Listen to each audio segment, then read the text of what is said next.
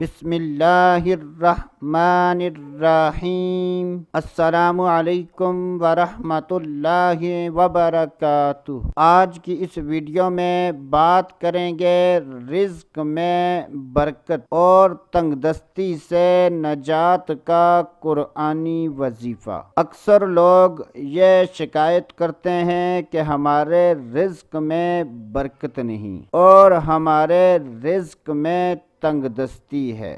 لاکھوں روپے کماتے ہیں لیکن پیسے کا پتہ نہیں چلتا۔ تو ایسے افراد کو چاہیے کہ وہ قرآن پاک کی اس آیت مبارکہ کا وظیفہ کر لیں تو انشاءاللہ اللہ عز و جل کے فضل و کرم اور اس وظیفے کی برکت سے رزق میں بھی برکت ہوگی اور تنگ دستی سے نجات ملے گی۔ تو کوشش کریں جب یہ وظیفہ کریں تو قرآن پاک کی اس آیت مبارکہ کے تلفظ درست فرما لیں۔ اگر تلفظ درست نہ ہوئے تو وظیفہ اثر نہیں کرے گا۔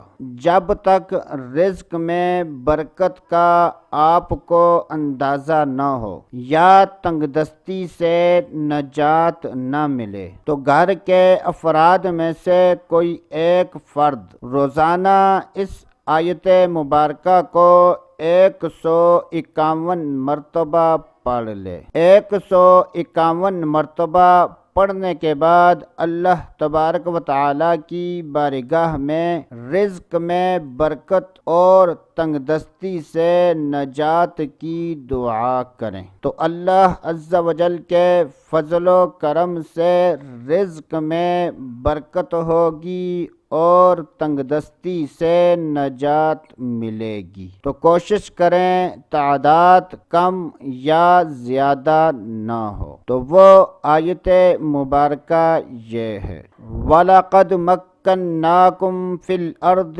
وَجَعَلْنَا لَكُمْ فِيهَا مَعَايِشَ قَلِيلًا مَا تَشْكُرُونَ وَلَقَدْ مَكَّنَّاكُمْ فِي الْأَرْضِ وَجَعَلْنَا لَكُمْ فِيهَا مَعَايِشَ قَلِيلًا مَا تَشْكُرُونَ وَلَقَدْ مَكَّنَّاكُمْ فِي الْأَرْضِ وَجَعَلْنَا لَكُمْ فِيهَا مَعَايِشَ قَلِيلًا مَا تَشْكُرُونَ۔